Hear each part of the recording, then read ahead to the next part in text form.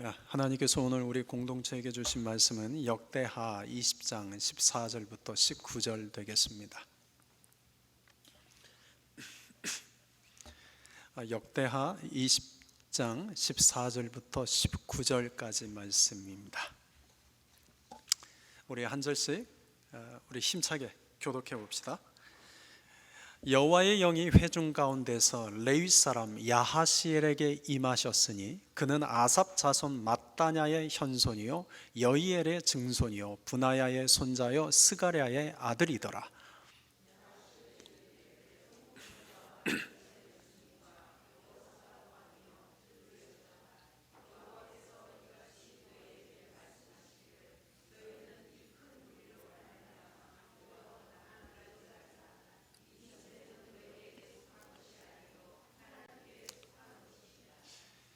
내일 너희는 그들에게로 내려가라. 그들이 시스 고개로 올라올 때에 너희가 골짜기 어귀 여루엘 들 앞에서 그들을 만나려니와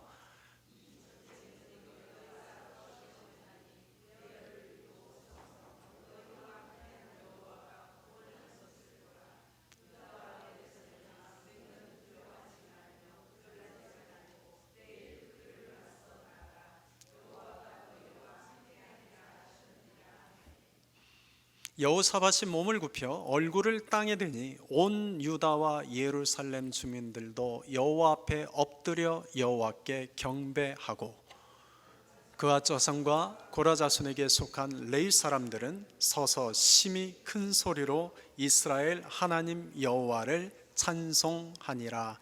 아멘.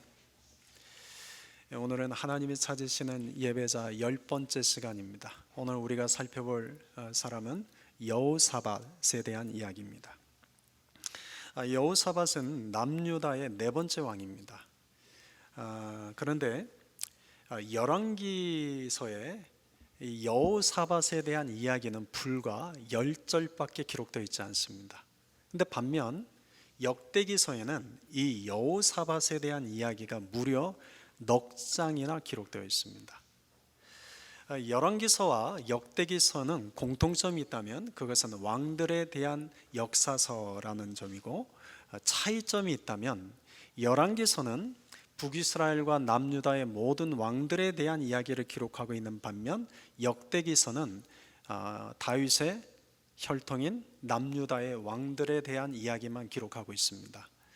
또한 열왕기서는 선지자적 시각으로 기록된 역사서라면 역대기서는 제사장적 시각으로 기록한 역사서입니다. 그래서 역대기서에서 강조하는 것 하나는 예배가 됩니다.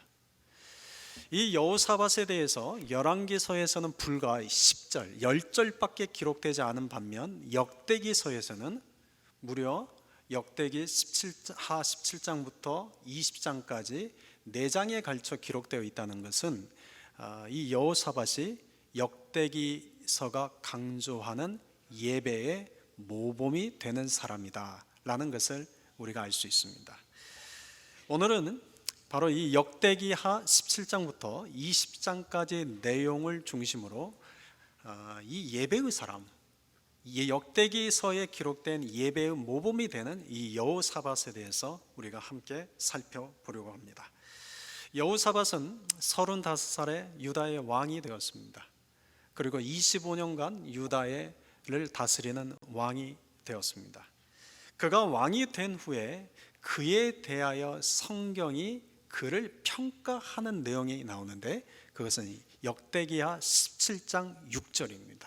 역대기하 17장 6절을 읽어보겠습니다. 그가 전심으로 여호와의 길을 걸어 산당들과 아세라 목상들도 유다에서 제거하였더라. 여호사밧을 일컬어 그는 전심으로 여호와의 길을 걸었다 라고 짧게 그에 대한 평가를 하고 있습니다.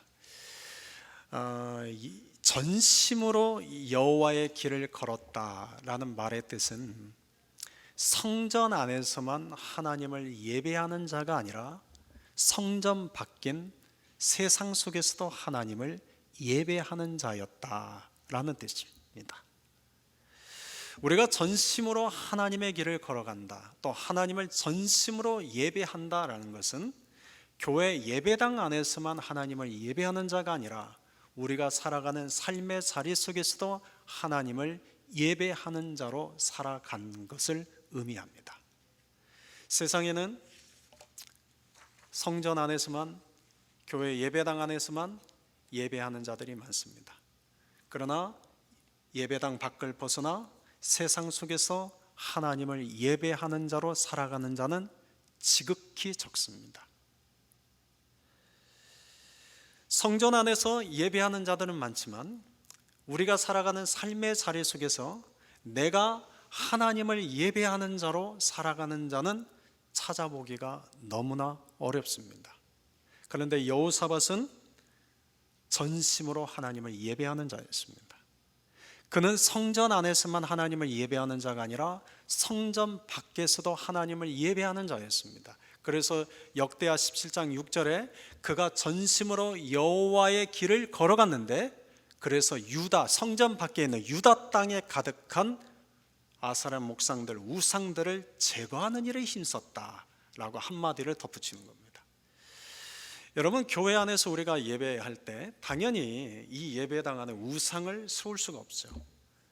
마찬가지로 우리가 살아가는 삶의 자리가 나의 예배의 자리가 된다고 한다면 그 세상 속에 세워져 있는 우상들을 그냥 보고 있을 수 없죠.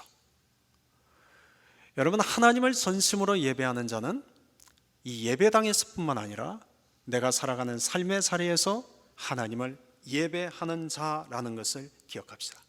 그런 여호사밧에게 하나님이 축복을 주십니다. 역대기하 17장 3절부터 5절까지 내용을 보면 하나님께서 여호사밧과 함께 하십니다.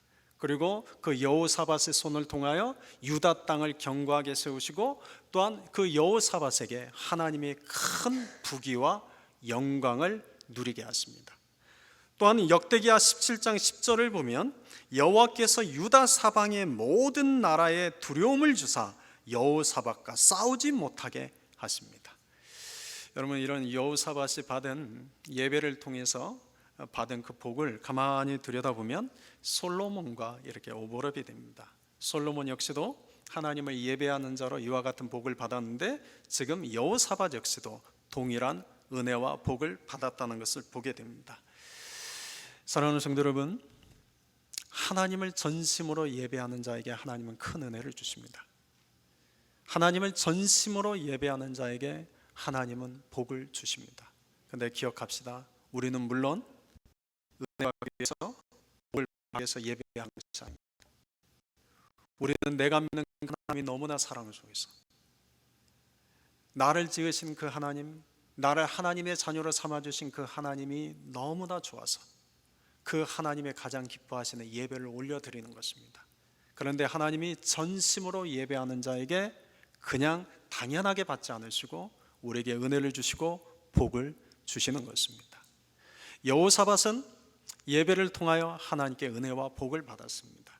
그런데 항상 사람은 은혜와 복을 받기 시작하면서 문제가 생기기 시작합니다. 가난한 심령일 때는 그렇지 않은데 내 안에 점점 채워지기 시작하면 사람의 마음은 점점 그릇된 실수를 하게 됩니다.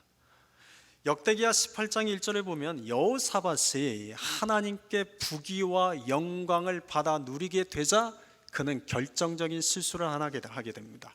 북이스라엘의 아합 가문과 사돈 지간을 맺게 된 겁니다. 이 북이스라엘의 아합은 우리가 잘 아는 것처럼 그 아합 가문은 전심으로 우상을 섬기는 가문이었습니다. 여호사밧은 전심으로 하나님을 섬기는 가문이었는데 북이스라엘의 아합 가문은 전심으로 우상을 섬기는 가문이었습니다. 그러니까 전심으로 하나님을 섬기는 가문과 전심으로 우상을 섬기는 가문이 서로 사돈지간을 맺은 거죠. 맺어질 수 없는 그런 관계가 맺어진 겁니다. 북이스라엘의 아합의 아내는 이세벨입니다. 이 이세벨이라는 여인은 북이스라엘 역사 속에서 가장 악한 악한 여왕으로 평가받는 그런 여인이죠. 이 이세벨은 그 아버지가 바알과 아세라를 섬기는 제사장이었습니다. 그리고 이 이세벨은 결혼한 뒤에 자기 남편 아합과 북이스라엘을 하나님을 버리고 우상을 섬기게 만들었습니다. 그리고 하나님의 선지자들을 모두 모아다가 몰살을 시켰던 희대의 악녀 중에 악녀였습니다. 그런데 하나님만 전심으로 섬기는 여호사밧이 우상을 전심으로 섬기는 아합과 정략적으로 결혼 동맹을 맺습니다.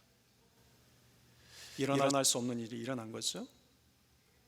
이 때문에 여호사밧은 걸어가서는 안 될 길을 걸어가기 시작합니다. 나중에 훗날 우리가 역대기를 쭉 읽다 보면 어떤 내용이 나오냐면, 이때 이 여호사밧의 아들의 이름이 여호람이요, 그 다음에 이세벨 아합의 딸의 이름이 아달랴인데, 이 아달랴가 후에 다윗의 혈통을 모두 다 죽이려는 계획을 세웁니다. 훗날에 이런 일이 일어날 것이라고는 전혀 생각하지 못하고 벌인 일이죠.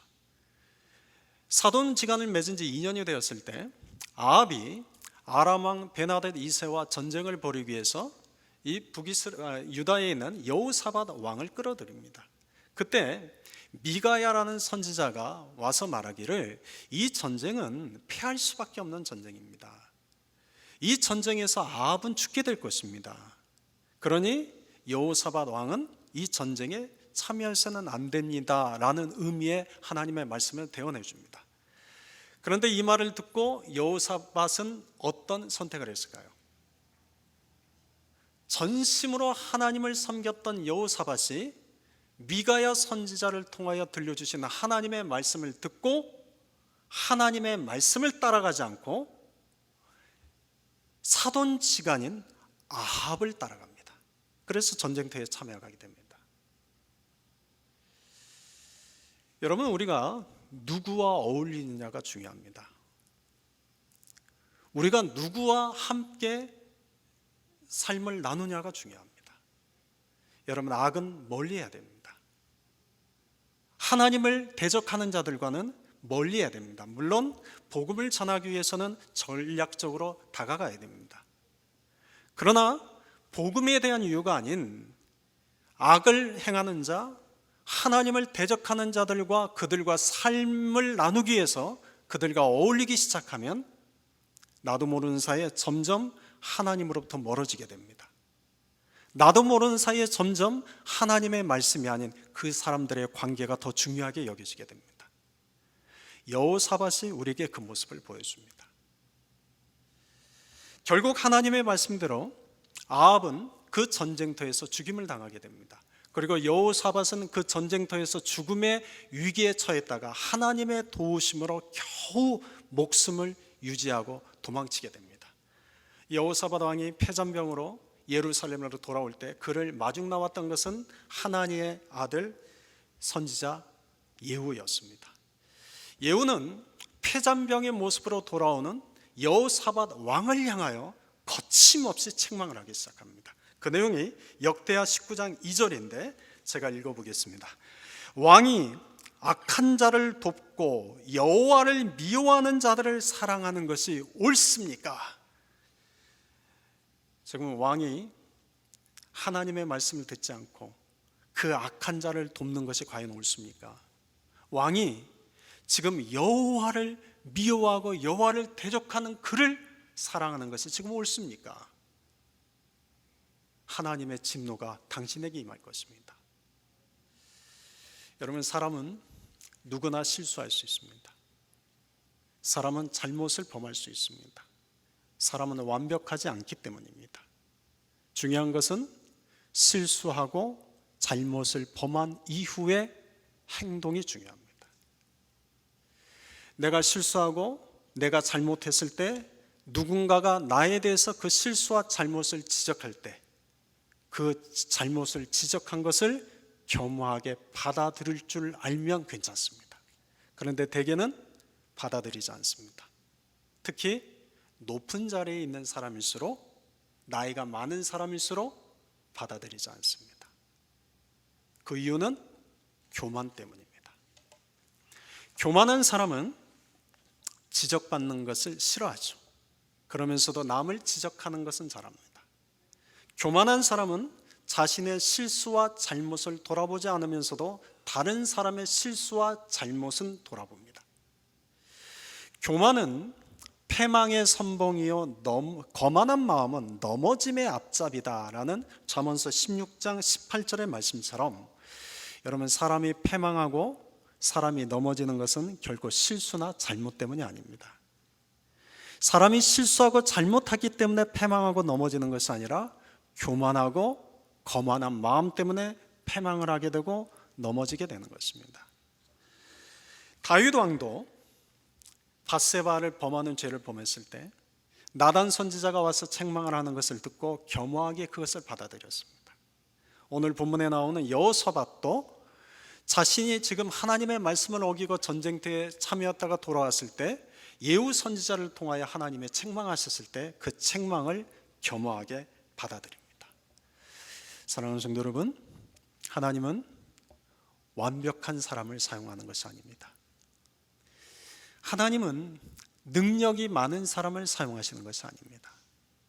하나님은 가진 것이 많은 사람, 배운 것이 많은 사람, 경험이 많은 사람을 사용하시는 것이 아닙니다. 하나님이 사용하시는 사람은 겸손한 사람입니다. 하나님이 사용하는 사람은 겸허한 마음을 가진 사람입니다. 여호사밧은 바로 이런 사람이었습니다. 그래서 그 여호사밧이 예후의 책망을 받은 후에 그는 회개의 삶을 살아갑니다. 어떻게 회개하는 삶을 살아가는지 성경에는 두 가지가 기록되어 있습니다. 첫째는 역대하 19장 4절을 보면 그는 다시 하나님을 전심으로 예배하는 자의 삶을 삽니다. 역대하 19장 4절 읽어보겠습니다. 여호사밧이 예루살렘에 살더니 다시 나가서 브엘세바에서부터 예브라임 산지까지 민간에 두루다니며 그들의 조상들의 하나님 여호와께 돌아오게 하고, 여기서 다시 나가서라는 표현을 주목하십시오. 다시 나갔다라는 것은 그 전에 이미 나갔었는데 또 나갔다라는 뜻이죠. 그 전이란 그가 처음 왕이 되고 나서 전심으로 여호와의 길을 걸었을 때는 의미합니다. 역대하 17장 6절에서 그가 여호와의 길을 전심으로 걸었을 때 그는 유다 전역을 다니면서 유다 전역에 가득한 우상들을 제거하는 일에 힘썼습니다. 그런데 그가 한 번의 실수와 한 번의 죄를 짓고 그가 그를 책망하는 소리 앞에 돌이킨 이후에 그는 다시 유다 전역을 나가서 이제는 유다 땅에 있는 유다 백성들이 하나님께 돌아오는 일에 힘썼다는 것입니다. 여호사밧은 책망을 받은 후에 이제 다시 하나님을 전심으로 예배하는 자로 돌아간 겁니다. 브엘세바에서부터 예브라임 산지까지라는 표현은 남유다의 남쪽과 북쪽의 경계를 가리킵니다. 그러니 지금 여호사밧은 유다 전역을 다니면서 유다 백성들에게 하나님께로 돌아오도록 그렇게 했던, 힘썼던 거죠. 근데 어떻게 유다 백성들을 하나님께 돌아오게 했을까요? 하나님의 말씀을 가르쳤습니다. 구약 성경에서는 하나님께로 돌아올 때 항상 율법의 말씀을 전합니다. 항상 하나님의 말씀을 전합니다. 그 하나님의 말씀을 듣고 사람들이 하나님께로 돌아오게 하는 것입니다. 여호사밧은 유다 전역을 다니면서 하나님의 말씀을 가르쳤습니다. 두 번째, 역대하 19장 5절을 보면 그는 이제 말씀대로 나라를 세워가게 됩니다. 19장 5절입니다.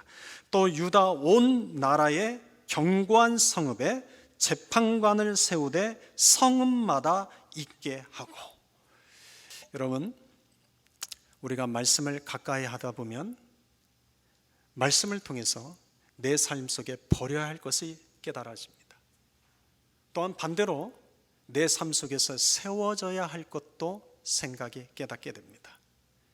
그래서 말씀을 가까이 하는 자는 말씀 안에서 그의 인생이 다시 세워지게 됩니다. 지금 여호사밧은 책망을 받은 이후에 말씀으로 돌아갔습니다. 그리고 말씀을 전했고 말씀으로 나라를 세우기 시작합니다. 역대하 19장 6절을 보면 여호사밧이 재판관들에게 이와 같이 당부를 합니다. 재판관들에게 이르되 너희는 재판하는 것이 사람을 위하여 할 것인지 여호와를 위하여 할 것인지를 잘 살펴라. 제사장이나 선지자는 하나님을 위하여 세워진 자입니다. 재판관은 사람을 위하여 세워진 자라고 생각하기 쉽습니다. 그러나 제사장이나 선지자뿐만 아니라 재판관 역시도 하나님을 위하여 세워진 자라는 뜻입니다. 목사나 선교사만 하나님을 위하여 세워진 자가 아니란 이야기입니다. 오늘 이 자리에 앉아 계신 여러분 모두가 다 하나님을 위하여 세워진 사람들이라는 것입니다. 그래서 우리가 무엇을 하든지 먹든지 마시든지 다 하나님의 영광을 위하여 하라. 여러분 기억하십시오. 우리는 사람을 위하여 세워진 자들이 아닌 우린 모두 하나님을 위하여 세워진 자들입니다. 그러니 우리의 삶은 사람을 위하여 하는 것이 아니라 하나님을 위하여 하는 것이 되어야 합니다. 그러면 어떻게 하는 것이 하나님을 위하는 것일까요? 여러분 우리가 하나님을 위하여 살고 싶습니다. 나는 하나님을 위하여 살겠습니다 하고 말을 할 때 어떻게 하는 것이 하나님을 위하는 것일까요? 그냥 말로 내가 하나님을 위하여 살겠습니다라고 말할 때 그것이 하나님을 위하는 것이 될까요? 내가 하나님을 위하여 이 일을 하겠습니다라고 했을 때 그 일이 하나님을 위하는 것이 될까요? 여러분 기억하십시오. 하나님의 말씀대로 하는 것이 하나님을 위하는 것이 됩니다. 하나님의 말씀대로 하는 것이 하나님을 위하는 것이 됩니다. 내 생각에는 저것이 하나님을 위한 것이라고 여긴다 할지라도 그것이 하나님이 말씀하신 것이 아니라고 하면 여러분 그것은 하나님을 위한 것이 아닐 수 있습니다. 그건 나를 위한 일일 수 있습니다. 하나님께서 말씀하신 대로 하는 것이 하나님을 위하는 것입니다. 우리가 주의 일을 한다고 말할 때 그 주의 일 역시도 하나님의 말씀대로 할 때 그것이 주의 일이 됩니다. 여러분 우리가 살다 보면 변화에 대해서 이야기를 많이 합니다. 변화에 대해서 이야기할 때 우리가 이런 예를 들죠. 화를 많이 내던 사람이 어느 날부터 화를 내지 않기 시작합니다. 그럼 변화된 것이죠. 늘 사기치고 거짓말하고 쾌락과 향락, 세상의 향락을 누리던 사람이 그 모든 것을 어느 순간 다 끊어버립니다. 그걸 봤을 때 우리도 변화되었다고 말을 하죠. 또 굉장히 거칠고 투박하던 사람이 어느 날부터인가 굉장히 부드러워집니다. 그럴 때 우리는 변화되었다고 말하죠. 네, 여러분 진정한 변화는 하나님의 말씀대로 살아가는 자가 되는 데 있습니다. 여러분 기억하십시오.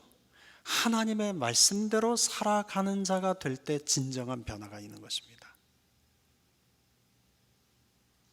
하나님의 말씀대로 살아갈 때 주를 위한 것이 되고 하나님의 말씀대로 살아가는 것이 될 때 진정한 변화가 있는 것입니다.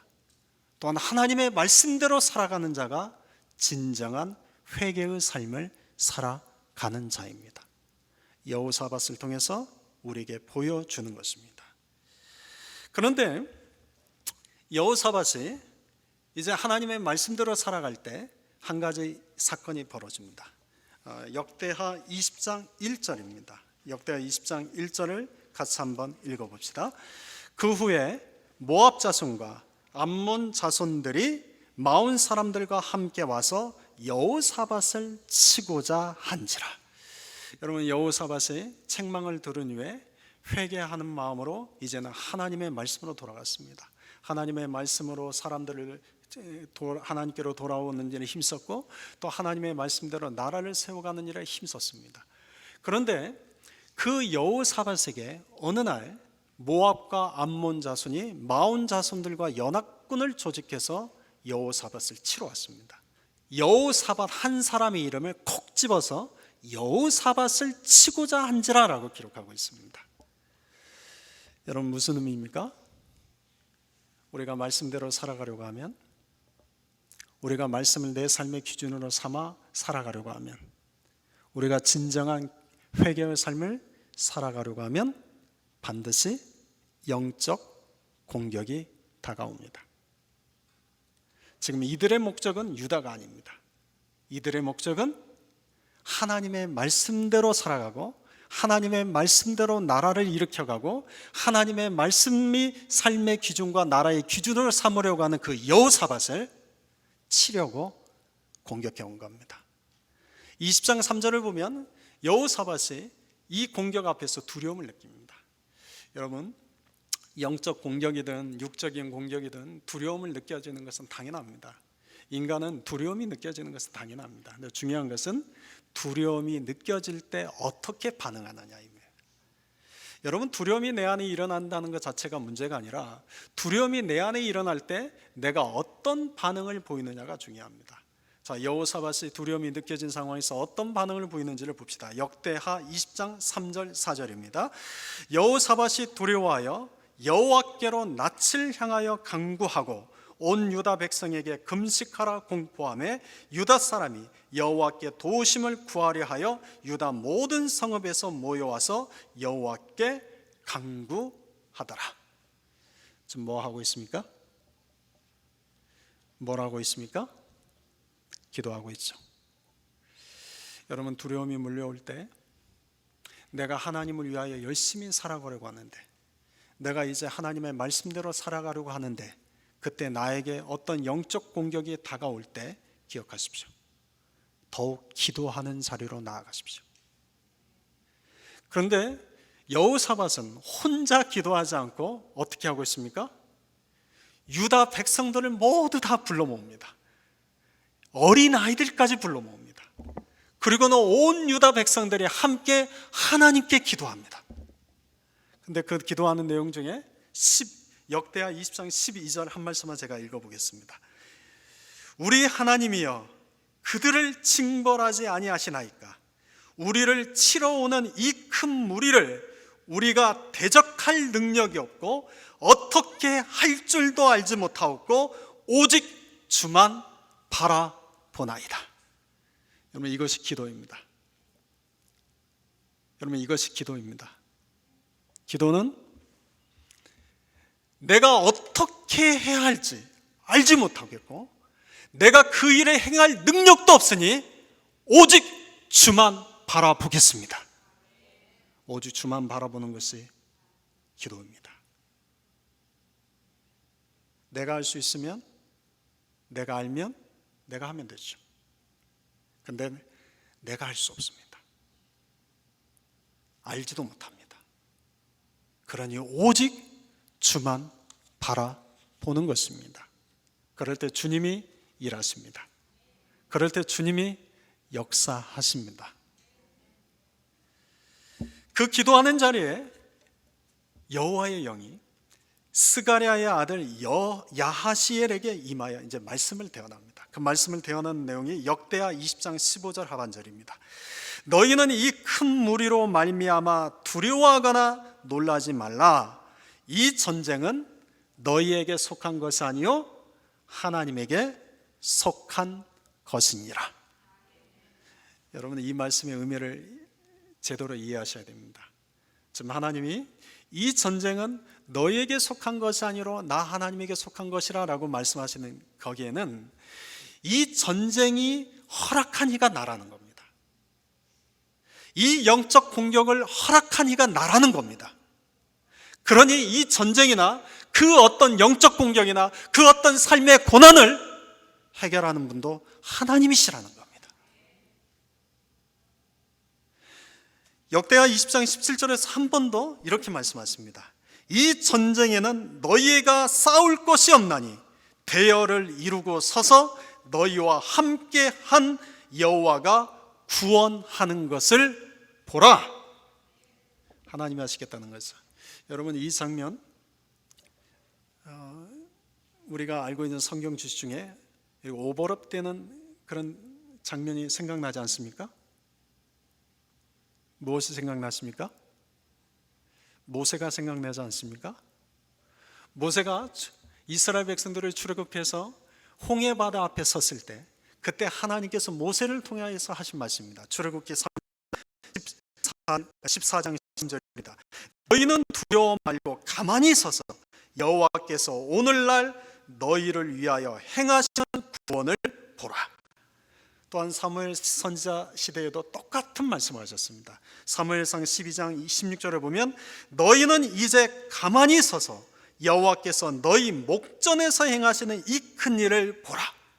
그리고 지금 여호사밧 왕에게 똑같은 말씀하십니다. 이 전쟁에는 너희가 싸울 것이 없나니 대열을 이루고 서서 너희와 함께한 여호와가 구원하는 것을 보라. 여러분, 여호사밧은 하나님의 말씀으로 돌아가서 하나님의 말씀을 가르치고 하나님의 말씀대로 나라를 세우다가 오늘 이 하나님의 말씀 앞에서 한 가지를 깨달았을 것입니다. 하나님은 모세 시대 때나 사무엘 시대 때나 여호사밧 왕 시대 때나 동일하게 일하시고 동일하게 역사하시는 분이구나. 여러분, 하나님은 지금도 동일하게 일하고 계십니다. 하나님 지금도 동일하게 역사하십니다. 그런데 여러분, 우리의 딜레마가 여기 있죠. 왜 성경에서는 이처럼 하나님이 살아서 역사하시는 장면들이 보여지는데 왜 우리가 살아가는 삶의 자리에서는 그런 일들이 일어나지 않는 걸까?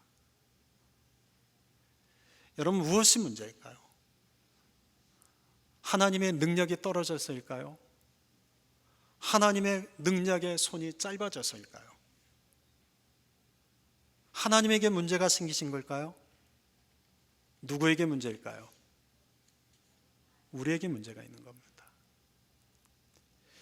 여러분, 우리가 구약시대에 나오는 이 믿음의 선조들의 이야기를 보면서 우리가 생각해야 될 것은 우리는 이 믿음의 선조들보다 성경 지식을 탁월하게 합니다. 그런데 여러분, 우리가 그 믿음의 선조들보다 부족한 게 뭔지 아십니까? 믿음의 선조들은 하나님의 말씀에 대한 순수함이 있었습니다. 그런데 우리는 하나님의 말씀에 대한 지식은 많지만 하나님의 말씀에 대한 순수함이 없습니다. 믿음의 선조들은 우리보다 기도에 대한 지식이 없습니다. 우리는 아마 지금까지 역사를 통틀어서 가장 많은 성경 지식과 가장 많은 기도에 대한 지식을 가지고 살아가는 성도들입니다. 그런데 우리는 믿음의 선조들에 비해서 한 가지 부족한 것은 믿음의 선조들은 기도할 때 기도에 간절함이 있었습니다. 그러나 우리에게는 기도에 간절함이 없습니다. 하나님이 보시는 것은 누가 얼마나 성경에 대한 지식이 많냐를 보지 않고 누가 얼마나 기도에 대한 지식이 많으냐를 보시는 것이 아니라 누가 얼마나 하나님의 말씀에 대해서 순수함을 갖고 있는가, 누가 하나님께 기도할 때 기도에 대한 간절함이 있는가, 하나님은 그 순수함과 간절함을 보십니다.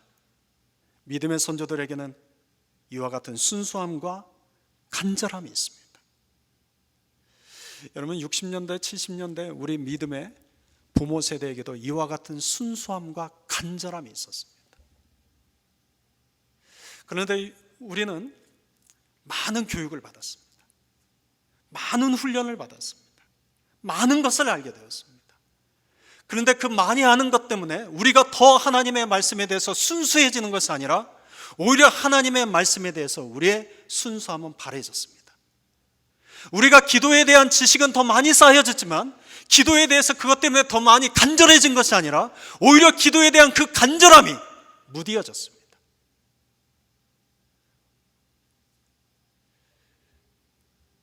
우리가 어떻게 하면 말씀에 대한 순수함을 회복할 수 있을까요? 우리가 어떻게 하면 다시 이 기도에 대한 간절함을 회복할 수 있을까요? 우리가 어떻게 하면 이 예배 가운데 하나님을 향한 찬양의 온전함이 회복될 수 있을까요? 우리의 힘과 능력으로는 되지 않습니다. 그래서 역대하 20장 12절에서 여호사밧이 기도한 내용을 빌어서 이렇게 기도하고 싶습니다. 우리 하나님이여, 우리가 말씀에 대한 순수함과 기도에 대한 간절함을 회복할 능력이 없고 어떻게 할 줄도 알지 못하고 오직 주만 바라봅니다. 사랑하는 성도 여러분, 우리가 더 주만 바라봅시다.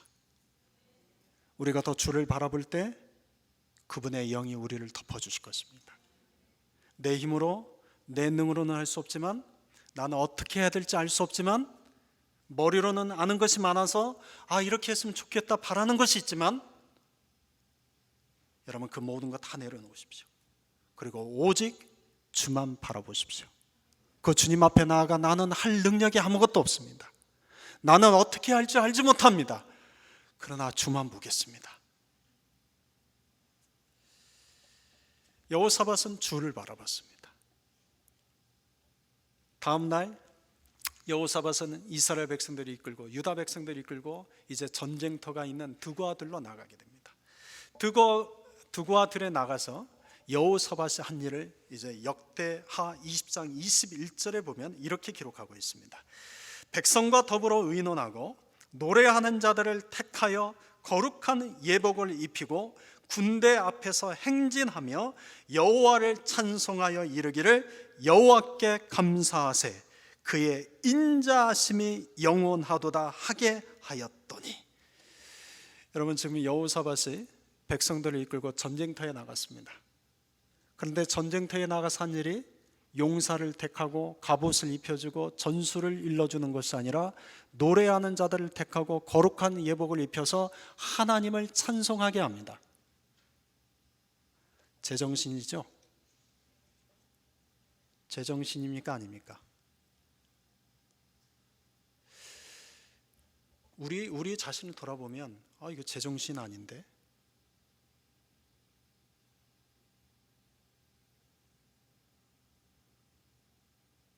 하나님의 말씀에 대한 순수함이 있다면 어떻게 이럴 수 있을까? 상상해 보십시오. 드고아 들판에 유다 백성들과 유다 백성들을 치려고 하는 모압과 암몬과 세일산 주민들이 마주보고 있습니다. 곧 있으면 전쟁이 발발할 것입니다. 일촉즉발의 긴장 상황입니다.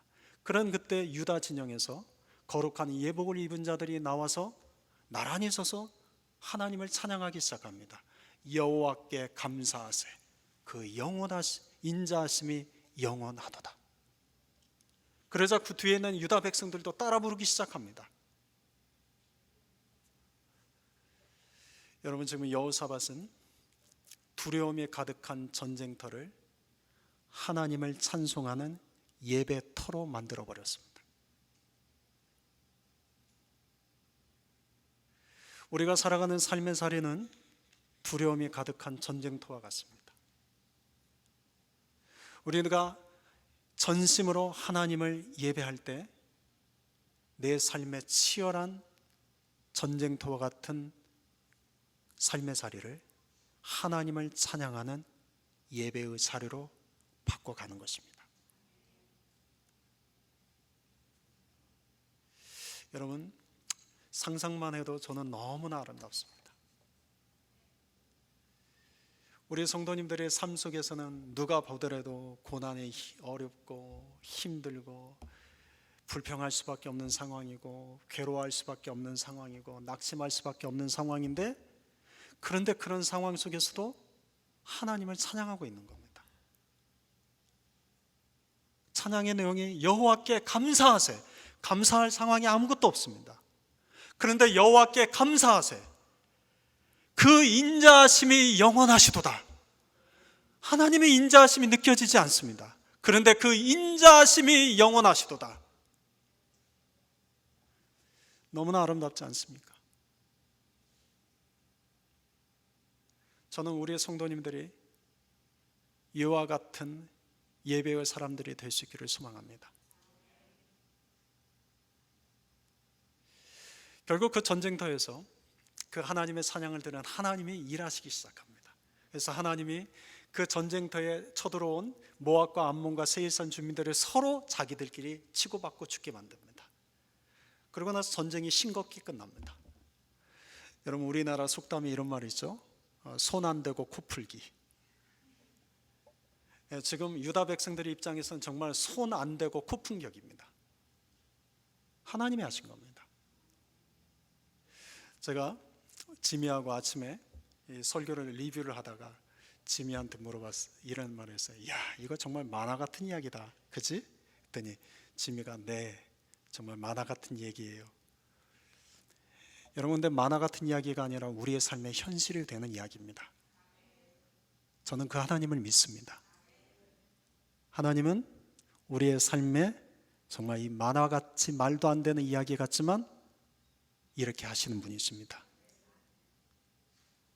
전쟁이 끝나자 유다 백성들은 그 전리품이 얼마나 많은지 3일 동안이나 그 전리품을 수거하였습니다. 그리고 네 번째 날이 됐을 때 드구와 골짜기에 모두 모여서 그들이 여호와를 송축합니다. 여러분, 전쟁을 찬송으로 시작해서 찬송으로 끝냈습니다.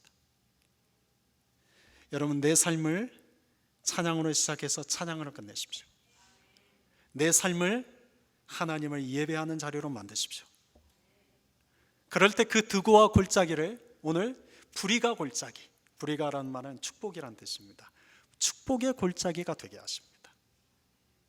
사랑하는 성도 여러분, 저는 하나님이 우리에게 그와 같은 동일한 은혜를 베풀어 주실 것을 믿습니다. 오늘 말씀을 마무리하겠습니다. 여러분, 여호사밧은 전심으로 여호와의 길을 걸었던 사람입니다.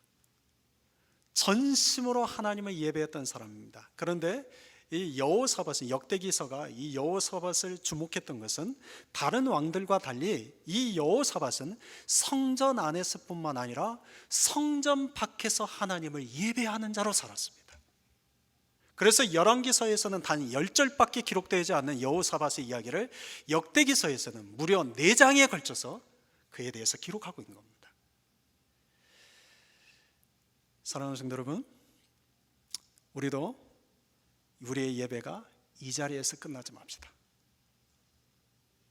우리의 한 주간의 예배가 오늘 이 자리에서 드리는 것으로 끝나지 맙시다. 우리의 예배는 이곳에서 시작하는 것입니다. 그리고 우리의 각자의 삶의 자리에서 우리는 계속해서 하나님을 예배하는 자가 되는 것입니다. 여호사밧이 하나님이 찾으시는 예배자. 여러분, 생각해 보십시오. 열왕기서에서는 여호사밧에 대한 이야기를 읽어보면 정말 별 볼 일 없는 이야기밖에 기록되어 있지 않습니다. 그런데 하나님이 그걸 기억하시고 역대기사에서는 넉 장을 쓰게 하셨습니다. 여러분, 우리가 이 세상 속에서는 별 볼 일 없는 자일 수 있습니다. 우리가 이 세상에서는 우리 교회가 별 볼 일 없는 교회일 수 있습니다. 그런데 우리가 하나님을 예배하는 자로 살아가고 전심으로 하나님을 예배하는 삶을 예배당 안에서뿐만 아니라 세상 속에서도 살아갈 때 하나님은 우리를 외면하지 않으시고 우리의 인생을 하나님이 기록하실 것입니다. 저는 우리 교회가 그와 같은 은혜를 받을 수 있기를 소망합니다. 아멘.